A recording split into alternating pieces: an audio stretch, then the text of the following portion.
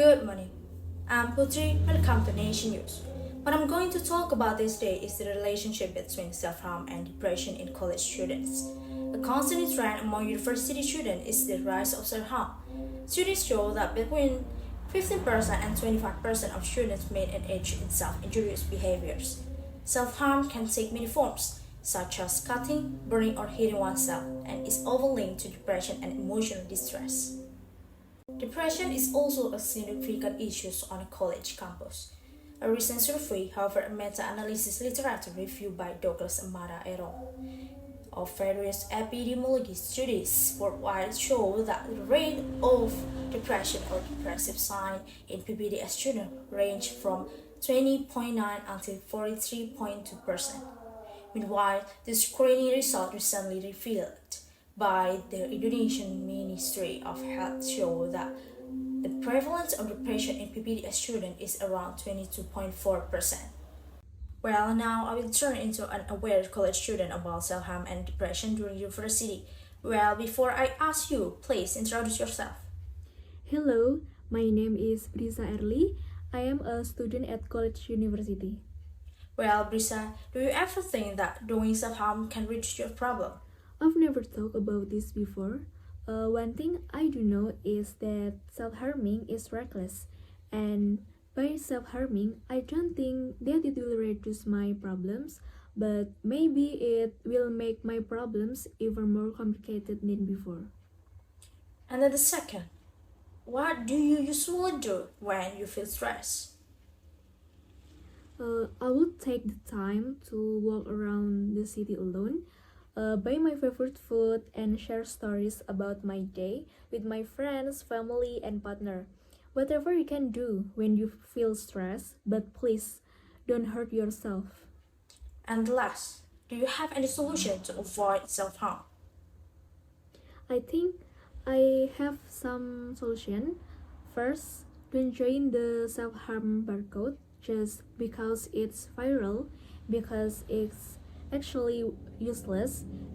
Second, try to be an open person and start talking about whatever your problems is with the people close to you. Third, maintain communication with your family, especially your parents, because whatever your problems is, your family is the most valuable support. And lastly, look for positive activities that can develop your creativity. Okay, thank you so much for your great opinion about this. And I will turn back into the studio. The link between self-harm and depression is complex.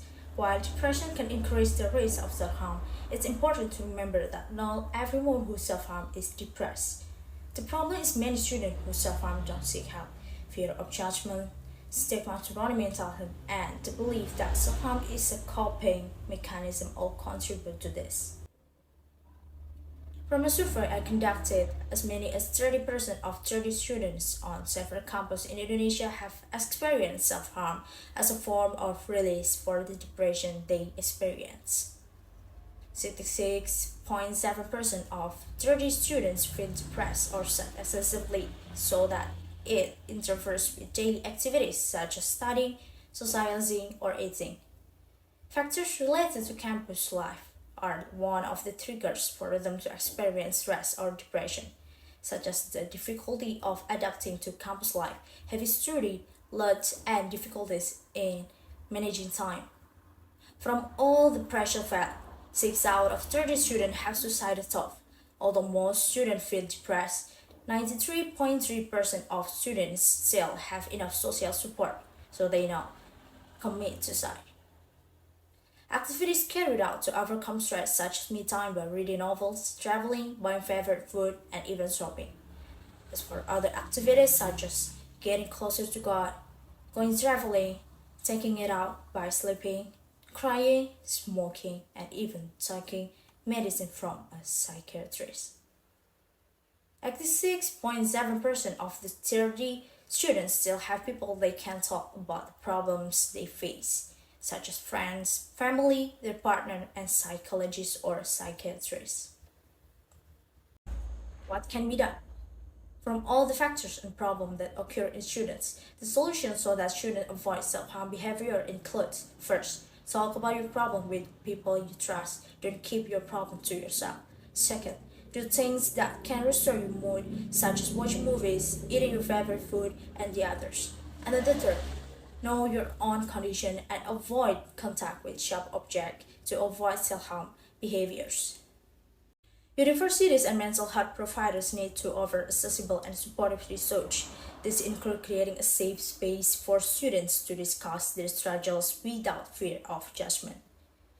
Mental health professionals can focus on developing healthy coping skills and providing holistic support to help students manage stress. Self-harm is a serious issue with both emotional and physical consequences. By providing the right support, we can help students overcome this challenge and thrive. For more information on mental health research, please visit the website in below. I'm Putri. Thank you for watching this program. Until next time, and goodbye.